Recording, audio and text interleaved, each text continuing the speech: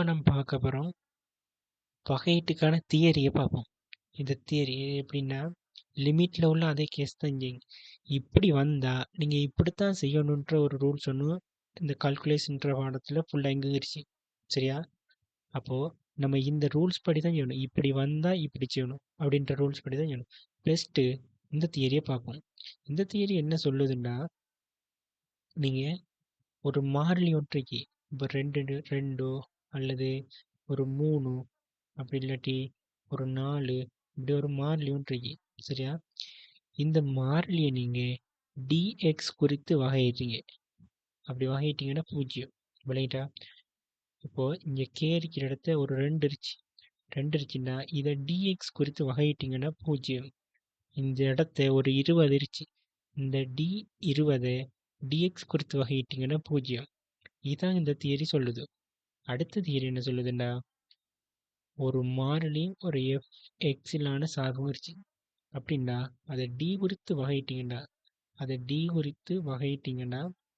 அந்த கே மாறிலி தானே, அந்த கே அப்படியே பார்த்து எழுதி போட்டு அங்கால அந்த எஃப்எக்ஸை வகையிட்டு போடணும். F dash X. சரியா? அப்போ இது விளங்கித்தானே, ஒரு மாறிலி ஒரு சார்பு வந்துச்சுன்னா நீங்கள் பெஸ்ட்டு அந்த மாறிலியை வச்சுக்கிட்டு அந்த சார்பை வகையிட்டு போடணும். அதாவது F dash X, F dash எக்ஸ்ண்டு நீங்கள் இதை வகையிட்டு போடணும். அடுத்த தியரி என்ன சொல்லுதுன்னா, 2 சார்புகள் கூட்டுப்பட்டுட்டு வரும். எஃப்எக்ஸ்ன்ற ஒரு சார்பும் ப்ளஸ் அல்லது ஒரு ஜிஎக்ஸ்ன்ற ஒரு சார்பும் கூட்டுப்பட்டு வரும்டா. இந்த சார்பு நம்ம வகையிடக்குள்ள, இந்த சார்பை டிஎக்ஸ் குறித்து வகையிடக்குள்ள அதை நம்ம தனித்தனியாக எழுதணும். பெஸ்ட்டு எஃப்எக்ஸை வகையிடுறேன், அதுக்கு பிறகு ப்ளஸ்ஸோ மைனஸ் ஜிஎக்ஸை வகையிடுறேன். இதெல்லாம் அந்த ரூல்ஸ் எப்படி பயன்படுத்துகிறேன் இது பின்னுக்களை நம்ம போக்கில் விளங்கும். அடுத்தது ஒரு சார்பு பெருக்கப்பட்டுச்சு. அப்போது இதை டிஎக்ஸ் குறித்து வகையிட்டா என்ன ஆன்சர் வரும்டா, ஃபஸ்ட்டு எஃப்ஐ வகையிடணும். எஃப்எக்ஸ் இன்டு ஜிஎக்ஸ் அப்படியே பார்த்து எழுதணும். அதுக்கப்புறம் ப்ளஸ் ஜிஎக்ஸை வகையிடணும். ஜிஎக்ஸ் வகையிட்டு அப்படியே எஃப்ஐ பார்த்து எழுதணும். இது அடுத்தது ஒரு சார்பை பிரிச்சுட்டு வந்தீங்கன்னா நீங்கள் எப்படி எழுதணும்னா,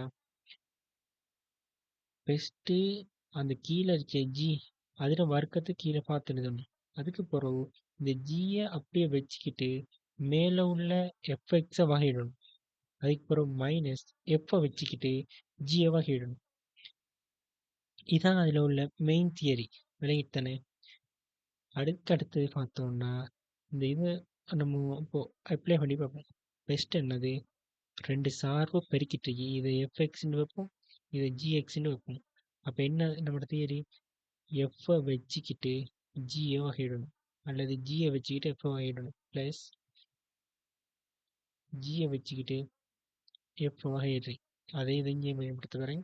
இங்கே எக்ஸ் வர்க்கம் இருக்கு, பிரக்கெட்டுக்குள்ள 3x வர்க்கம் ப்ளஸ் 2x ப்ளஸ் 1 டிஎக்ஸ். இப்போ இதை நான் வகையிட்டேன்னா ஃபஸ்ட்டு இதை வச்சுக்கிறேன். எக்ஸ் வர்க்கத்தை வச்சுக்கிட்டு இதை வகையிட்டேன்னா இங்கே 3x வர்க்கம் இருக்கு.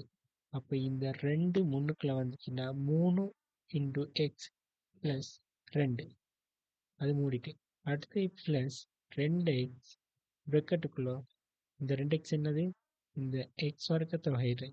2x பிரக்கெட்டுக்குள்ள இதை அப்படியே பார்த்து எழுதுறேன். விளையிட்டா. இப்போ இதை சுருக்கி போட்டால் 2x பிரக்கெட்டுக்குள்ள 6x plus 3x plus 1. இப்போ உங்களுக்கு டவுட் வரும், இந்த எக்ஸ் வர்க்கத்தை எப்படி இவர் வகையிட்டு 2xன்னு போட்டாருன்னு உங்களுக்கு டவுட் வரும். நீங்கள் என்ன செய்யணும்டா, இதுக்கும் தியரிச்சு. இப்போ நான் அந்த இப்படி வாரத்துக்கு வகையிடல் தான் சொல்லிட்டு போகிறேன், இன்னும் தியரி சொல்லலை. அதாவது இதுக்கு எப்படின்னா, இப்போ என்ன அடுக்குன்னு ஒரு சார்பு இருந்ததுன்னா வேறு வகையிடக்கலாம் என்ன முன்னால் போட்டு எக்ஸ் என் மைனஸ் எக்ஸ் இதை தான் போடணும். இப்போ என்ன எக்ஸ் இருக்கு, எக்ஸ் வர்க்கம் இருக்கு தானே, 2 முன்னால் போடும், 2லேருந்து 1 களி, அப்போ 2 இன்டு எக்ஸ்ன்னு வரும். ரைட்டா? அடுத்தது ஒரு சார்பு பிரிப்பட்டு இருந்தீங்கன்னா, அதாவது எக்ஸ் வர்க்கம் இதை ஜீண்டு வை, கீழே எஃப்னு வை, எக்ஸ் வர்க்கத்தின் கீழ் 3x வர்க்கம் ப்ளஸ் 2x ப்ளஸ் 1. அப்போ நீ இதில் இதை அப்படியே பார்த்து இங்கே அதில் வர்க்கத்தை எழுதுவா, அதுக்கு பிறகு இதை வச்சுக்கிட்டு இந்த எக்ஸ் வர்க்கத்தை வகையிடுவா. அப்போ 2x மைனஸ் எக்ஸ் வர்க்கத்தை வச்சுக்கிட்டு இதை வகையிடுவா. 6x plus 2. அப்போ ஆன்சர் வந்துட்டா. இப்போ உங்களுக்கு இப்படி வந்தால் இப்படித்தான் எழுதணுன்ற அந்த இது விளங்கிட்டு இதுக்கு போகிறது நம்ம மெயின் தியரிக்குள்ளே போகிறோம். இதை அடுத்த வீடியோவில் பார்ப்போம்.